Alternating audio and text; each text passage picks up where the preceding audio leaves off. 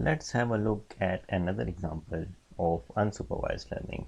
So in this case, for example, if you want to perform anomaly detection, right? So we have some data set, and that data set can belong to any application. For example, it can be related to a credit card, or maybe it can be traffic in a sensor network, or maybe it's another network in which we have some anomalies present in the form of some attacks, right?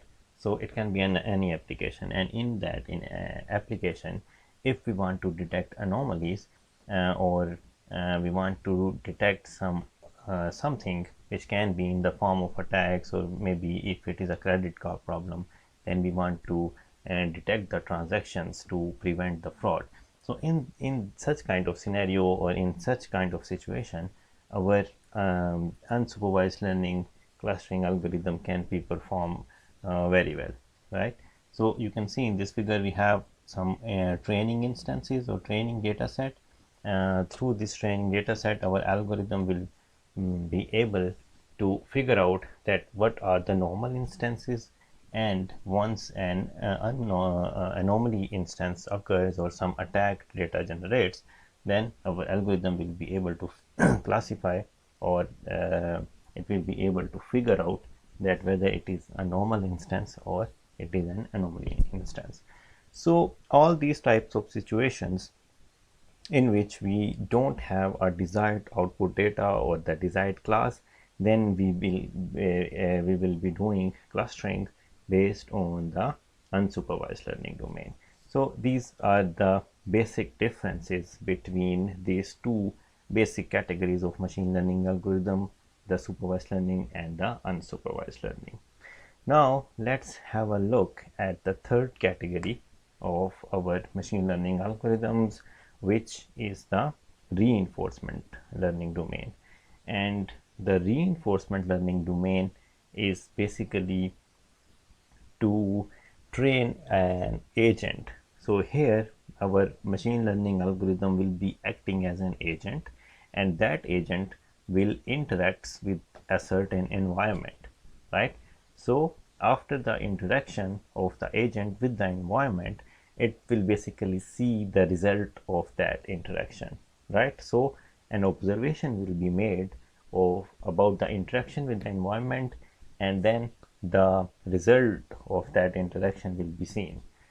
If the environment gives a feedback to the agent, that feedback in case of reinforcement learning can be a positive feedback or a negative feedback, and that will be provided to the agent in the form of a reward signal, right? So it can be either positive or negative. If the interaction was good, then we will generate a positive reward for that for the agent, and if that is it was not a good interaction, then we will be generating a negative reward for that interaction for the agent. So this is the basic mechanism of the reinforcement learning domain, in which we have an agent interacting with the environment, and based on that interaction we are generating a reward or a feedback, and that can be either positive or negative reward signal.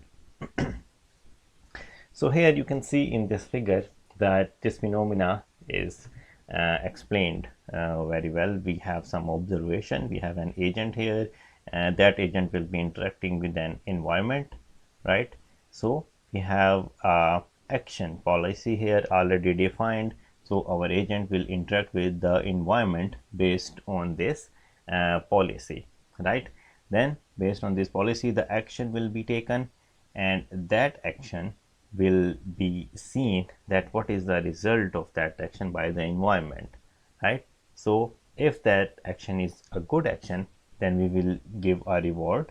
On the other hand, if that is a bad action, then we will be assigning penalty to the agent, right? So for example, in this case, it was not a good move, so that's why we are basically penalizing the agent so that it can avoid this move again. So on the basis of this action, and on the basis of this regard or positive or negative feedback, our agent will basically update its policy, right? So that it can update its action for the next iteration. So this updation in the policy of the agent is basically the learning step, right? So algorithm is basically trying to learn with the help of an environment and is trying to update its policy, and this will be a continuous process which will be doing in a loop in an iterative way, and it will iterate until an optimal policy is found, right? So once we have an optimal policy, so this means that we are basically minimizing the negative feedback, right? So our algorithm or our agent is basically learning with each iteration. So this is the steps, the basic steps of the reinforcement learning domain. So in reinforcement learning, the learning system is an agent, right? So we are treating it as an agent, and it observes the environment, right? So first thing is that it is having an observation about the environment, and it selects and performs actions, different actions, and those actions can be either positive or negative, and on the basis of those actions we are basically rewarding or penalizing the agent, right? And this helps to train or learn the agent so that it can update its policy, or it can basically figure out the best strategy about its moves over multiple iterations. So this is the main concept which is involved in the reinforcement learning domain, and you can see that it is a little bit different with the supervised and unsupervised learning domain. So more or less all of the machine learning algorithms can be classified into these three broad categories. So one is supervised, the second is unsupervised, and the third is the reinforcement learning. Sometimes we also have a fourth category, which is a semi-supervised learning, and in semi-supervised learning we have a data set, and some of the instances of that data set will be labeled and some of the instances will not be labeled. And if we have such kind of situation or such kind of application, then we can say that we have a problem related to semi-supervised learning, and then we will be solving or dealing it related to that. But broadly, these three categories, all of the machine learning algorithms will fall under these three major and broader categories. So now until now we have covered this upper portion of our tree. Now we know that what is machine learning, and we also know that what is supervised, unsupervised, and reinforcement learning, and we also know that what is the differences between these two categories, and what is the differences between classification, regression, and the clustering. So I hope that the introductory portion of these three major categories will be clear to you, but as I have said earlier, that we will have separate sessions on the classification. We will have a detailed look on different classification algorithms. We have multiple classification algorithms. We will also have a separate session on regression. We will also see that we have in regression we can have multiple types. For example, we can have two types. Regression can either be a linear regression, or it can also be a logistic regression. So once we will be on that point, we will discuss both these types of regression in depth.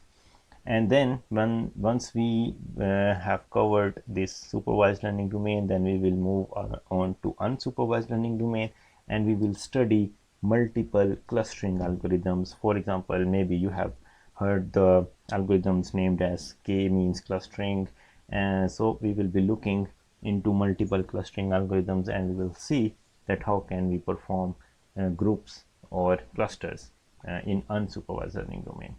And okay, so this was the basic the three types. Now let's have a look at how can we learn perform learning in an algorithm, either in an online way or a batch processing, and what are the benefits of each category.